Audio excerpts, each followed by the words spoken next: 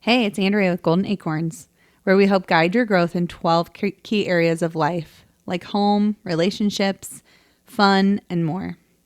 We bring simple, actionable ideas to help move you forward with purpose. Let's plant seeds of potential and grow a life you love. Please share and enjoy. Well, happy Monday. It's a marvelous week. It is. And can you tell everyone why? Oh, well, two reasons actually. Oh, yes, two reasons. Very, very exciting week. I'll give one. Okay. The car wash is supposed to open this week. Yes. I'm very excited. That one's just above the other one I'm thinking of. No way. It's way above. No, it's way above. Yeah, our kids start school again. Yep. It's a happy time of year for most parents. Yeah.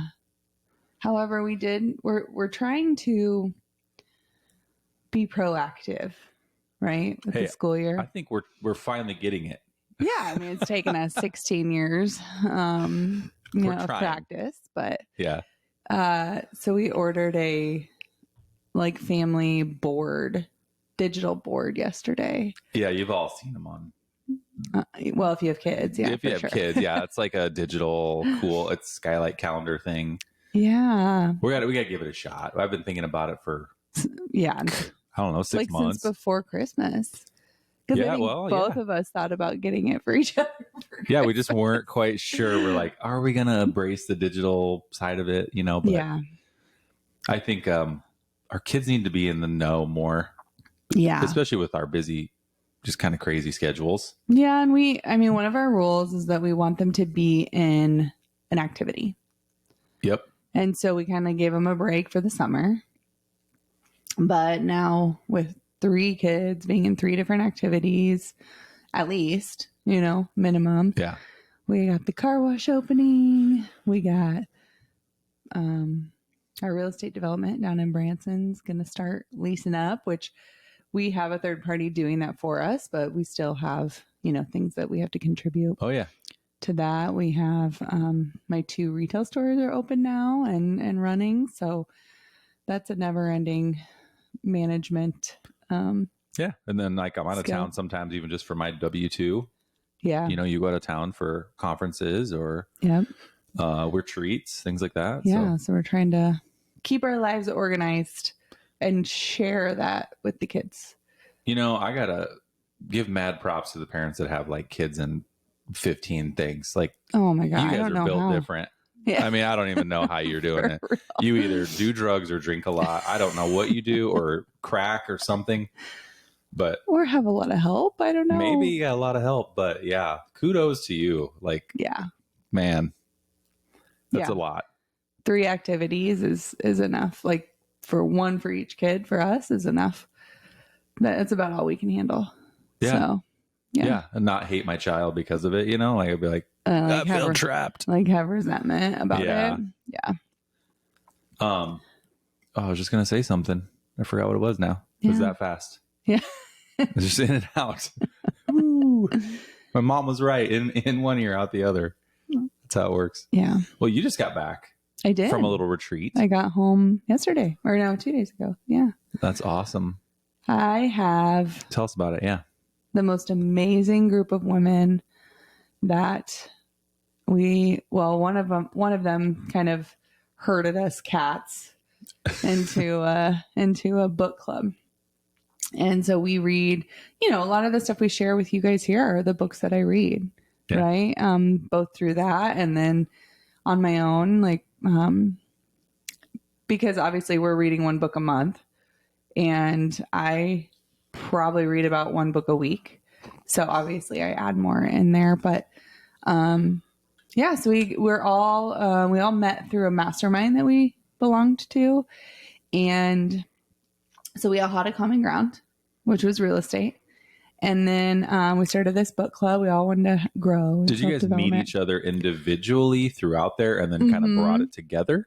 Or how'd that work? I had only met, so there's 6 of us.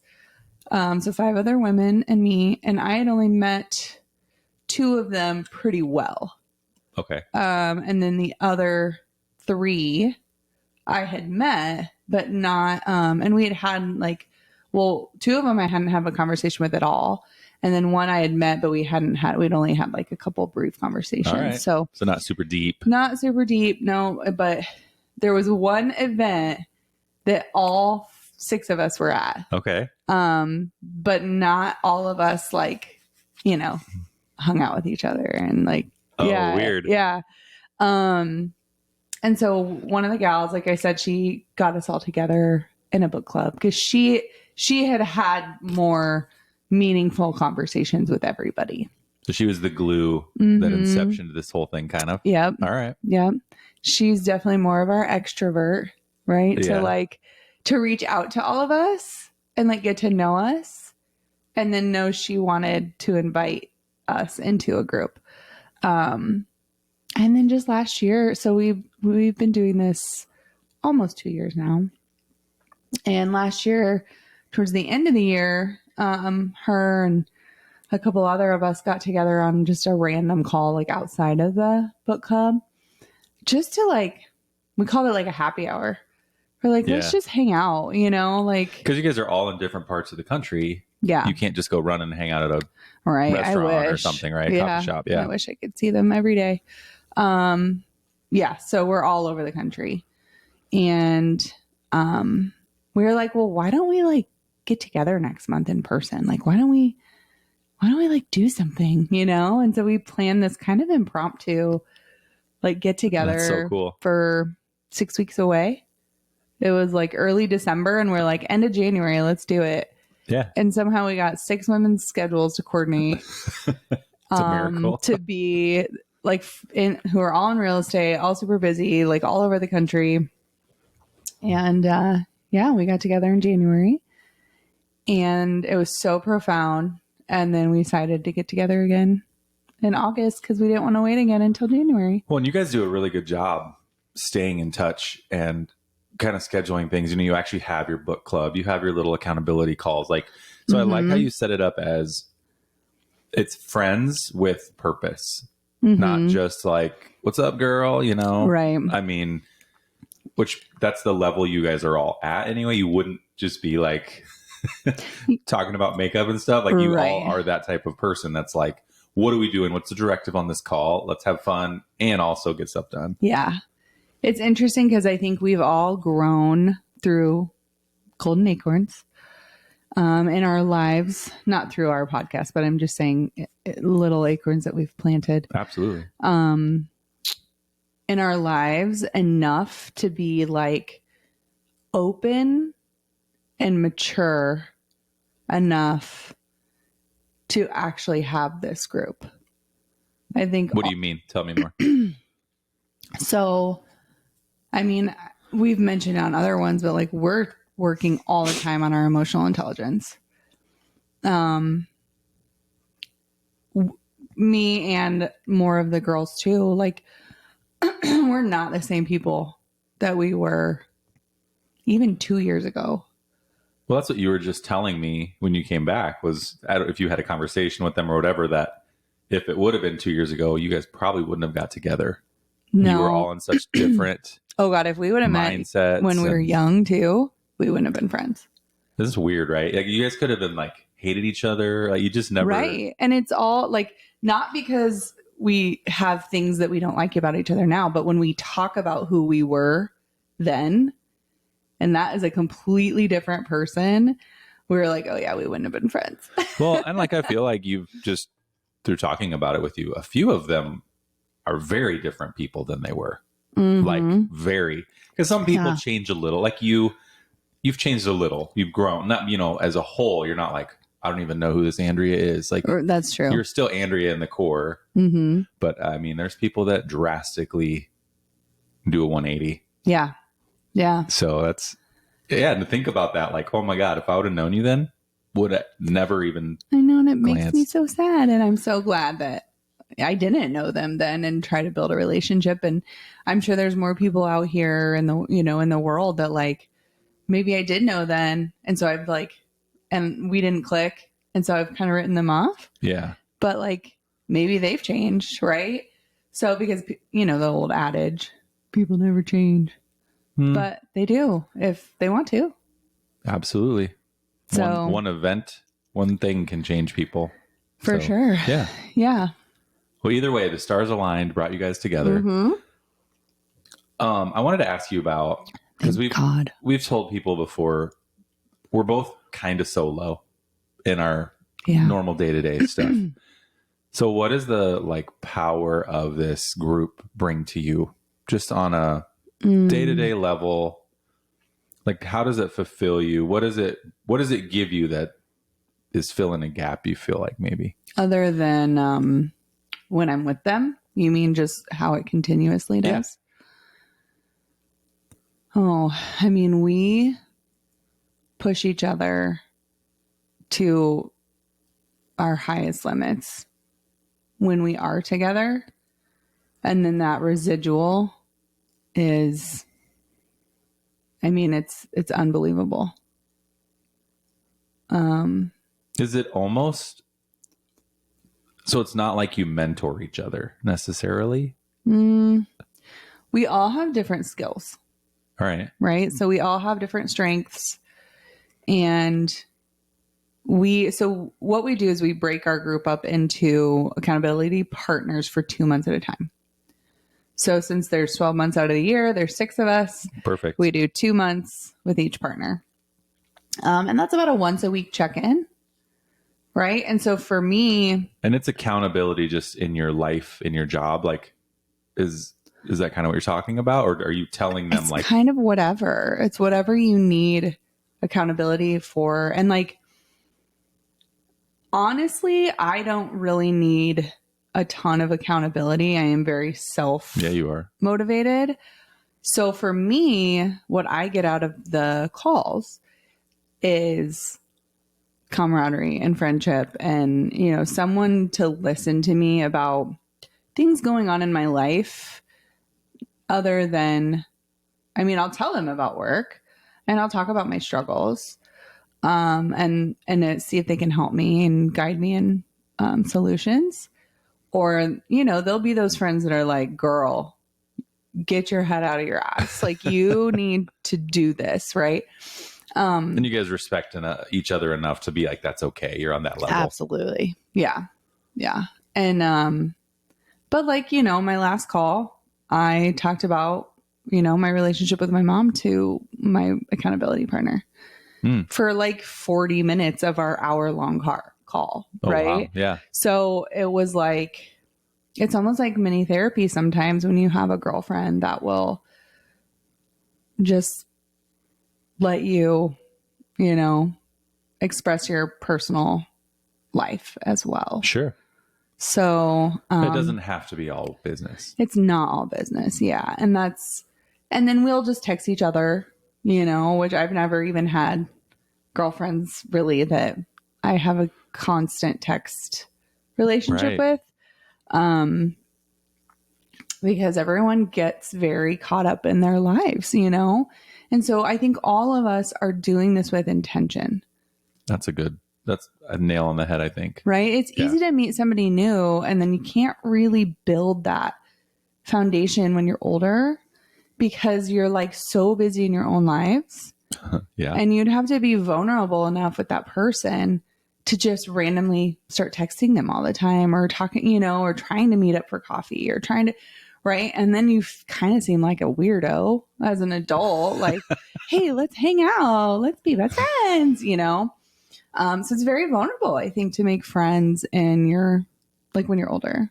Well, and I feel like at the age we are, so much friend hanging out revolves around drinking and eating. Like that's the majority of it. And you and I don't really, I don't know. I don't want to do that. Yeah.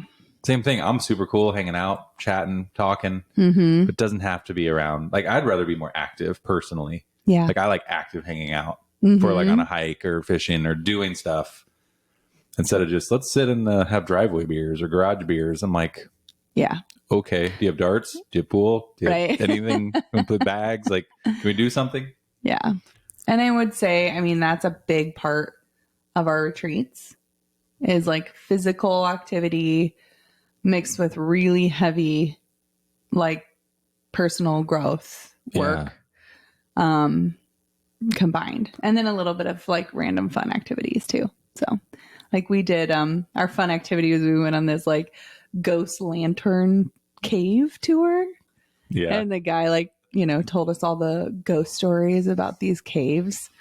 And you literally just have this little lantern with a candle. Is it super dark? So it is. And at one point he has us stop and like blow out all of our candles.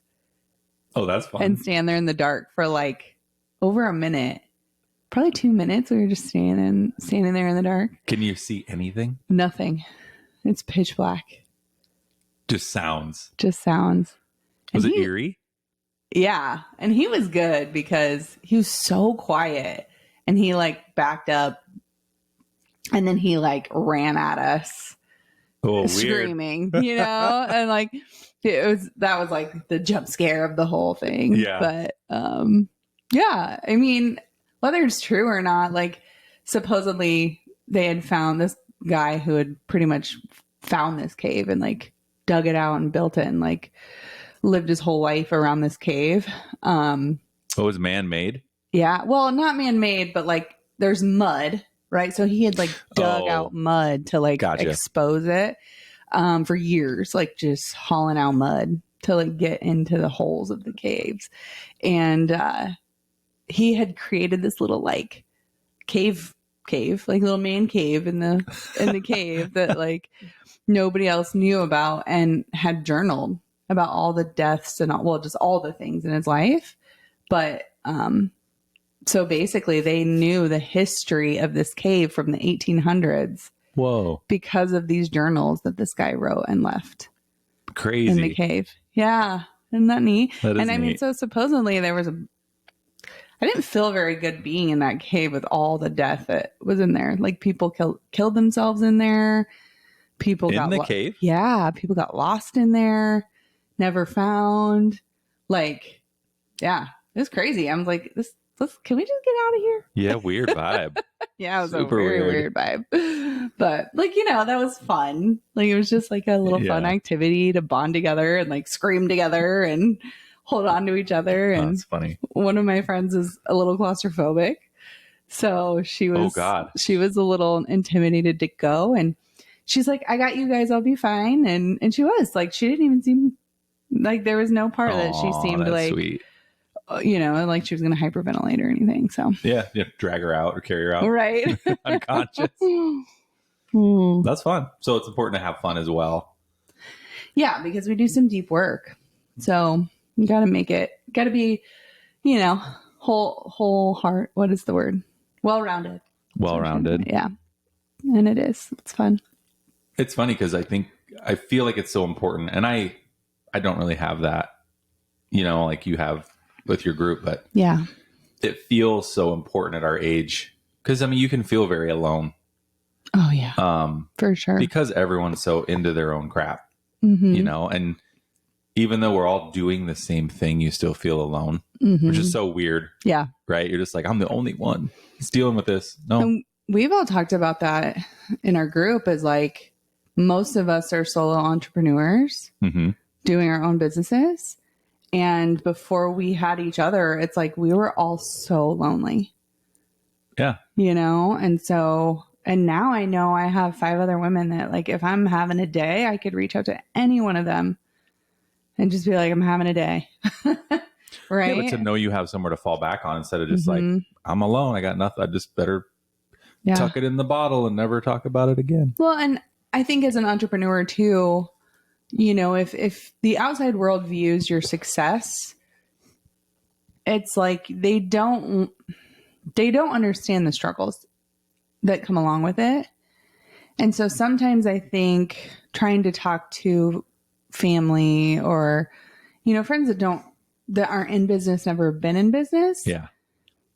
It's hard for them to have empathy towards you. Yeah. For what you're going through. Because, they might look at it as like, oh, poor you. You own your own business. You get to do your own thing. And you have all this. And like, almost like you're complaining. Well, because having your own business or being an entrepreneur has its own stigma anyway, that people just think you're rich and you're free to do whatever you want, whenever you want. Yeah. which is not true. And, yeah. Yeah. There's a lot of chains tied to Right. being an entrepreneur, and people who've never been one, they can't empathize with that. They don't understand. No, absolutely not. So, it's nice to have these women who, like, when I want to be vulnerable about like something bad happening, they're like, yes, like, how can we help you? Not like, really, first world problem, get over yourself. Right. Yeah. So, but you got your college guys. I do. We don't stay in touch nearly as much, and we don't have anything organized. Ours are more just touch and base here and there. Yeah. We have a yearly trip. Now we've done 2 years in a row. Yeah. We had one that was like, and then a 7-year gap. And then now we've had 1 year. So you're getting better. We're getting better. As the kids get older, it gets easier too, I think. Men inherently aren't as organized, and things aren't as thought out as like your group. Yeah. You guys had, like you said, deep emotional work. You had spiritual work, things like that. Men are like, who's bringing the hot dogs? Well, yeah, but it was a camping trip for you. So, like, of course, that's all it is. But I'm just saying, like, I think a lot of guys probably aren't going to go get a cabin and do stuff like that. Yeah. Yeah. And I think what's really, like I said, I wasn't super close with all of the women. And then we just like, yeah, let's get together in January. And like, we stayed together in an Airbnb. Like, if you want to build a foundation quickly, oh man, live in the same house together for a couple days, right? Because it's harder to hide imperfections about yourself, or, you just get to see each other really for who you are a little bit better. And like this time, so we stayed in an Airbnb in Austin, and like, we pretty much all had our own rooms and whatever, but like every meal we had was together, every activity was together. And like this time, we went to one of the gals' she owns a cabin in Colorado, and it's only like, it's a little 2-bedroom with a loft. And so it was like, we were all kind of sleeping together, and, mattresses on the floor. Like, we were joking. It was like a slumber party, but, so like, one of us slept on the couch and 2 of us slept on mattresses on the floor. And then the other 3 had beds, and like, talk about being even more like together and like building a friendship. I mean, that's a fast way to build a friendship. And when we are doing, so one of our friends is trained in NLP, which is like I don't know what it stands for. I'm sorry, Trudy. I was going to ask you that. I'm like, I don't know what that means. Well, give us a synopsis what it is. Yeah, it's a different type of therapy that she does different. There's different like pieces to it, but she'll do like breakthrough sessions with people, and her clients, she'll spend 8 to 10 hours broken up between like 6 sessions to get to like the root cause of, essentially your trauma or the things holding you back in life. Yeah. And there's like 6 key areas of life. So she'll focus on one key area that you feel like you're really struggling in. Like, let's say it's career. And you're just like, I can't break through. Like, this isn't what I want. I don't know why I'm holding myself back, or like, I don't know why I can't get beyond where I'm at. Yeah. Kind of thing.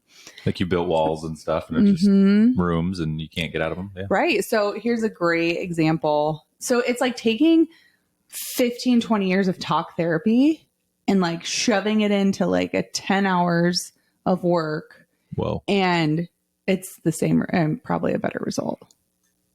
Crazy. Yeah. And you did it with her? We just did a group thing? Yeah. So I haven't done a breakthrough session. That's like obviously it's a lot longer. So what she did with us at the retreat, we did a couple different things. So this is a little, spiritual, little woo woo for some people, but we're all 6 of us are pretty woo woo. So like, you're open to things. We're open. It's not woo woo. You're just like, you know what? Let's try it. Why not? Yeah. What's it going to hurt? Right. I think of it like prayer. Right. Like, does prayer work? We don't know. Right. But what if it does? Maybe you should just try it out. I don't, like, Yeah, it's similar. I mean, it's kind of like that to me. So just, does this stuff work? Maybe you should try it. Find out for yourself. She does these like, I don't know, they're like smaller things called mental emotional release. So she can take an emotion that you're really holding on to, or like an area of life that you're struggling in, and then like do little mental emotional releases around those. So we did it around money. And then like, but before she's done it for me around fear and around guilt. And so, and that's about a 45-minute session each time. And we did 4 of those. Wow. Yeah. Okay. That was pretty intense. And then we did, all on different aspects. All on different aspects of like abundance, prosperity, money, limiting beliefs. Ooh. None of us have those. No, not at all. I mean, I'm telling you, the work we did, like this retreat that we just created and put together ourselves. I mean, people probably would spend thousands to do what we just did.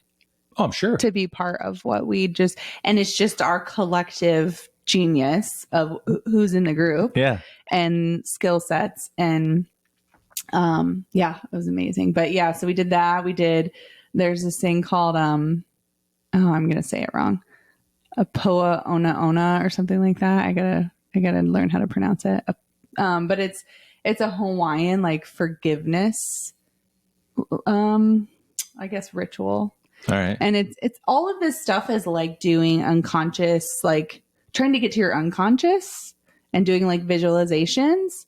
So I would say a aware hypnotist, or, like you're not hypnotized, but you're really focusing on and trying to like shut your conscious mind up and let your unconscious like guide you.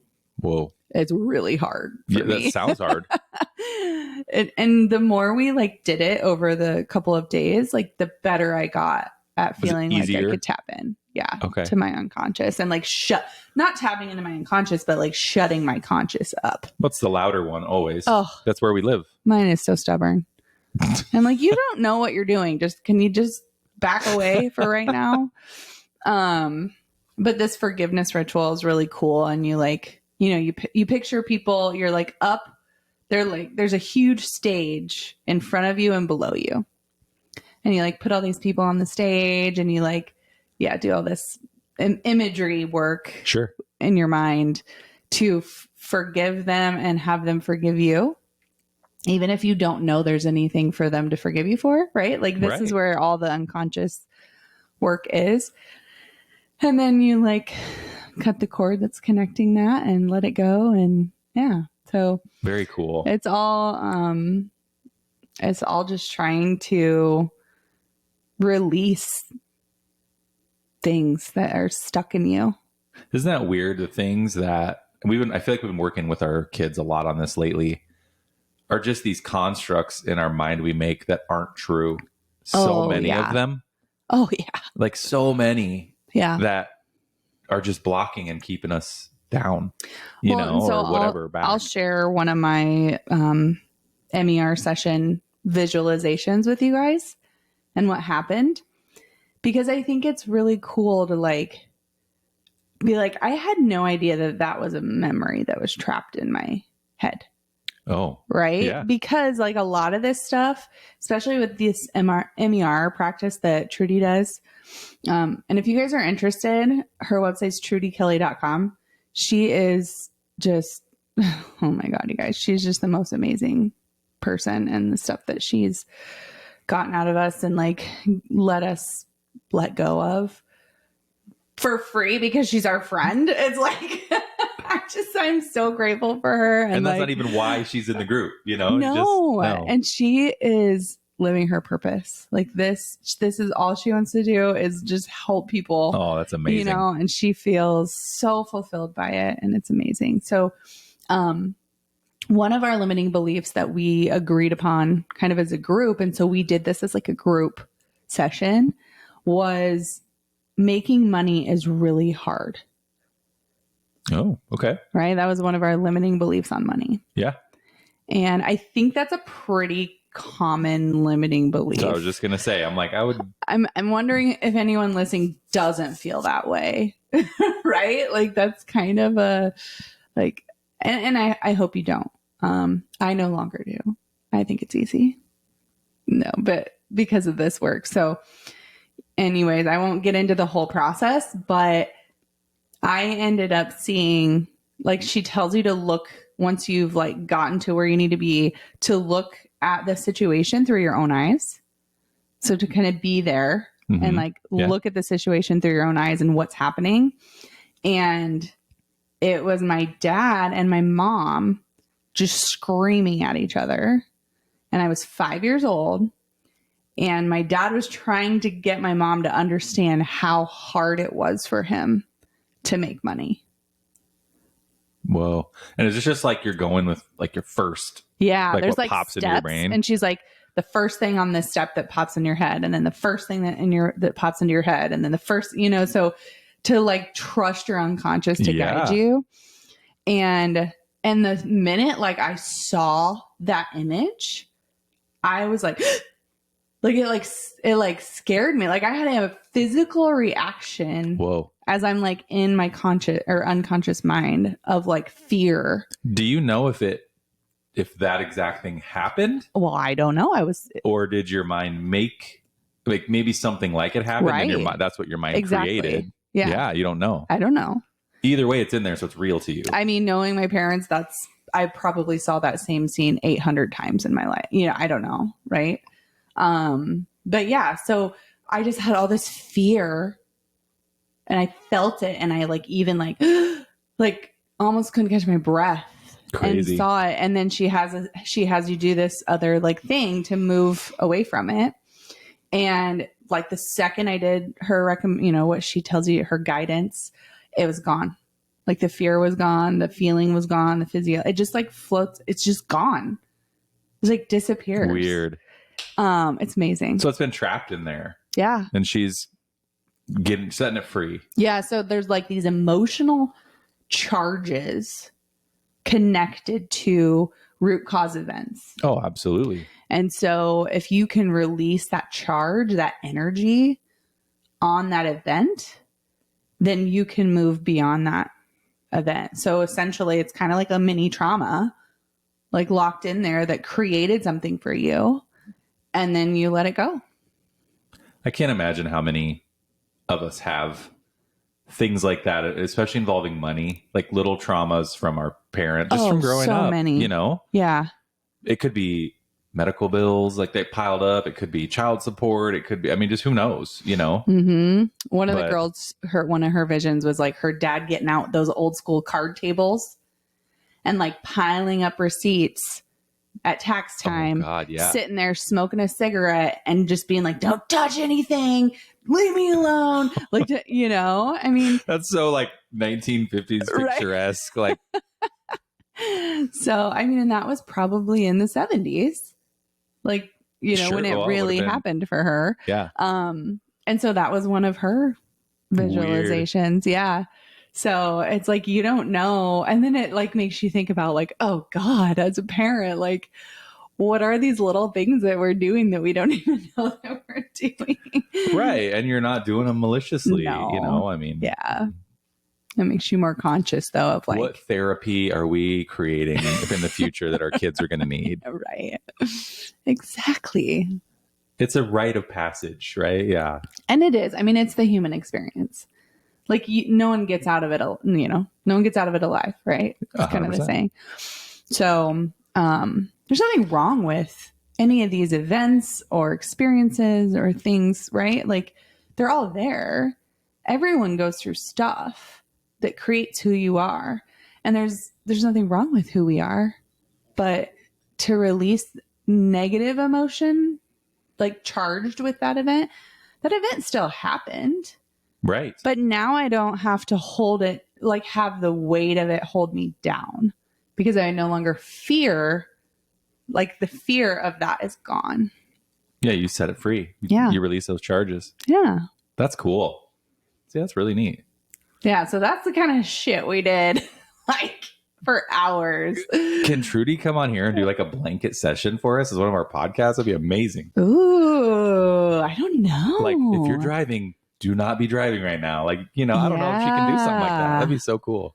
Oh my gosh, maybe. I'll ask her. Yeah. I mean, she just did it as a group session for the first time.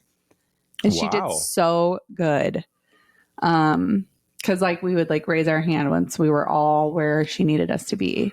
So it's harder because you kind of need visuals. Like she needs to read body language. Oh, to know if it's working or if you're in the right spot. To know that know that you've hit it. But she could like maybe do it for you. Whoa. On the podcast. Oh my gosh. Because she could see you. That might be boring to listen to. Oh, maybe. Yeah. I don't know. Yeah. I'm boring enough. No. I'm kidding. Well, I know what you need to do first. What? I don't have any. Self-esteem. I don't have any. It's gone. Oh, yes, you do. This isn't about me on this episode. It's not about me either. No, it's about your experience. Yeah. It was cool. I wanted you to share. Yeah. I want to just share that and just like, I've always looked, and that's why I asked earlier about if you look at each other as mentors, because I'm still in my life, feel like I've never had a mentor. And I don't know how to find one. Mm-hmm. I don't feel like I'm closed off to one. It's like I don't know what I'm looking for type thing. But, I could see a group like that almost as a whole, just pushing you in different directions and opening you to different things. And it's maybe not mentoring you in one key aspect, but it's making you a well-rounded human. Yeah. Yeah. Probably the biggest like aha moment I got out of my few days with my gals is like, I always love being in nature. Right. And I think humans in general love nature. Like we're just kind of connected to it and we don't even know why. And we did what's called forest bathing. Sounds like totally crazy. It's a Japanese guided like nature walk, essentially. Okay. And I will tell you that had the most profound impact on me that I wasn't expecting. And I want to just like be outside more now. Yeah. I just want to go like. You got a little hit and now you want more. Yeah. Yeah. Well, here in Nebraska, why don't you just run out to the forest? Oh, no. Oh, yeah. No. Well, we got trees in our yard. And stuff. Even just like walking outside barefoot or, just connecting to nature. Yeah. Being a tree hugger. I could imagine like myself living in a big city. You couldn't? I couldn't. Like just where there's no nature. Enough nature. I think that's why Central Park is so important in New York City. Oh, I'm sure. I'm sure. Like it's the only place they can go to like touch dirt and be around trees. Yeah. Well, maybe that's why everyone's so angry in cities. They need to go to the park more. Yeah. No, but I definitely felt the need to connect with nature more. And I think that's what makes it hard when you live in the Midwest and why we get like seasonal depression is you can't go outside and like live in nature for 6 months out of the year. Yeah. 3 to 4. Okay. For you, who is chilly at 70 degrees, yes. Yeah. 6 months. But you can't go be barefoot and you can't like go on a bike ride and you can't like, right. There's a lot you can't do. So yeah, it just made me think a lot about that and how important it is to not only our lives, but then our kids. I'm like, we need to go on more hikes. We need to be in nature more. We need to. Well, and more than even we've ever been, our kids are going to be plugged in their whole life, like more and more and more, so you're just getting farther away from nature with technology. I know. And, they talk about how those, what do they call it? Like the magnetic EMP. Oh, yeah. Around that stuff and like kind of uncharging from that and how important it is to do that. So absolutely. I mean, we're so weird. Like we have these sheets that are supposed to ground us at the end of the day. And so, I mean, like we try stuff like that to like keep us healthy. Well, because and same keep thing. us- Like we didn't sleep on them one night and be like, oh my God, I feel incredible. But it's like, Right. What's it gonna hurt? Maybe it's helping. Yeah. I mean, if it's all a placebo, but it works, who cares? It's working then. Right. Right. Placebos can still work. Yeah. So, no, that's cool. I appreciate you sharing with us. Yeah. I mean, that. I don't know what, I guess my biggest golden acorn, which is ironic, is to connect with nature. To get outside a little bit. Mm-hmm. I think that's important if you're in the right climate, like you said, to take like you need to touch it, not just be in it. Yeah. So it's funny when you hear tree hugger, like there's actually some. No, I learned that Tell us about that trees tree. emit a chemical that actually like heals human bodies. Like there's this whole like Japanese study about it where they like took people out of the city and put them into a forest. Well, they were sick, weren't they? Super sick. Yeah. And it like just being like the chemical that trees emit helps to like heal our bodies. So if you're not feeling like, if you're struggling, and like I have an autoimmune disease, right? So I'm like, maybe I just need to go hiking in the forest more and like see what it does for me, right? Like it's not going to hurt to try it. Right. Like I would rather be around the trees and have them heal me. And that sounds so crazy, right? But I mean, there's like scientific proof behind it. So I wish I had the study to tell you guys the name of it or whatever, but I don't. I'm sure you could ask chat or Google and find it. And it translates whatever they do, and they still do it in Japan, is called tree bathing. That's how it translates. Oh, yeah. In Japanese. Like forest bathing, like you said, it was from Japanese. So yeah. Yeah. That's cool. So I would say that's my golden acorn is get into nature and see what kind of profound effects it has on your life. Even taking your shoes off, walking around your yard, right? Just touch, like let it absorb. Mm-hmm. And cool. I would say if you can make it happen for 20 minutes as often as possible, once Get on a day. A phone call and walk around your yard. Ooh, you love doing that. Well, I have to move anyway. I can't sit on, like I want to be walking right now, not sitting here. The minute I get on my phone, I'm like standing up and I'm out in the yard. I'm doing stuff. Like I have to like walk around. Yeah. So you're touching, like you're picking weeds as you're on the phone. You do things like that. I do. Yeah. I just need to kick my shoes off. Maybe that's why you're so damn healthy. Maybe. When I was an arborist for a lot of years. Yeah. I was literally in the trees. Yeah. Yeah. Maybe chopping that's why you're so down. healthy. Nature has got to have one out for me. No. It was thanking you for, I mean, most of the time you weren't taking trees down. You were trimming them. 50-50. Was it? Yeah. Okay. Yeah. But you were still getting getting the benefits. Most sad though, showing up to someone's house and I'm like, God, look at this gorgeous, oak tree or whatever. And then go talk to them like, what are we doing today? And they're like, yeah, we're taking this tree out. I hate it. I'm like, oh my God. Yeah. Break your heart. It'd just be sad. Mm-hmm. And now we have a tree in our front yard that you're like, okay, now I get it. I understand. Now I'm like, that damn tree. It's got to go. We have a tree that just is the messiest tree. God, it's so messy. It but it's all over everything. Fine. There's nothing wrong with it besides that. And then I'm thinking in my head, well, my kids are messy and I can't just cut them out yet. So yet.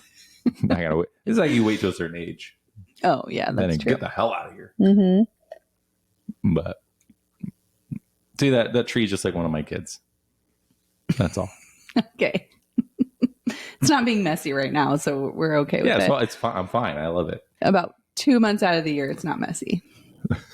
Yeah, it's about right. Yeah. So your golden acorn was going in the forest, touching nature. Just going outside, doing something. That's easy. Yeah. It's a great acorn. Yeah. Plant that acorn by maybe planting some acorns. All right. I'm just being a dork, but no, seriously, like just it can have a profound effect. Maybe it's a time for self-reflection, right? Absolutely. If I could find a way to just like sit outside for a while in the grass or in the tree, like learn to meditate. I feel like with my retreat, Trudy helping me to like access my unconscious mind more, I feel more capable of meditating now. Ooh. Because I think the struggle I've always had with meditating is my conscious is just always in the way. Like I can't shut it up. Right? Yeah. And so now that I've kind of quieted that down or like learned to, I feel like I could meditate. Ooh, that's a good point. And I've never wanted to. I've never felt like I could. I've even tried it and I'm not that, I usually will just fall asleep. But I think it's because like if I'm listening to a guided meditation, and I think it's just because if I do quiet my conscious mind down, it's like, okay, then we're going to sleep. Like there's no gray area for me. It's like no, that's a awake, good point. I'm conscious. Asleep, I'm unconscious. Either I'm thinking or I'm asleep. That's my two options. I can't be in that middle zone. Yeah, that's exactly how I feel. That's where meditation lives. And I think that's why I've never been able to do it. And now I feel like I could. Very cool. Thank you, Trudy. Yeah.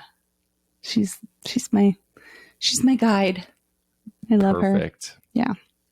Well, you got anything else for us today? Oh, I think I've spewed a lot. So yeah, hopefully you gained something today. I love it. Look for your tribe. Keep your eyes open. Be part of one. Or start one. Absolutely. You said depending on the person you are, right? Like you said. Yeah, I probably couldn't have started one. But I'm so grateful that Rebecca open did. to one. Oh, 100%. So yeah, that made a difference. Yeah. That's my golden acorn from today. You want to start a tribe or be open to one? No, like just to be open, whether it's you starting, like, yeah, maybe the opportunity presents itself where you're like, I need to get these people together. Like if there's a calling, take action on it, but just being open to it, whether invited or starting. Cool. To a tribe. Love it. Awesome. Well, I'll see you next time. Yes, sir. Let's go take a walk. All right. Take these shoes off. Thank you for joining Golden Acorns. Remember that small steps you take today can lead to big growth tomorrow. Keep planting those seeds of potential. Watch your life flourish in ways that truly matter. If you found this episode helpful, share it with someone that could use a little inspiration. Don't forget to subscribe so you never miss a chance to grow with us.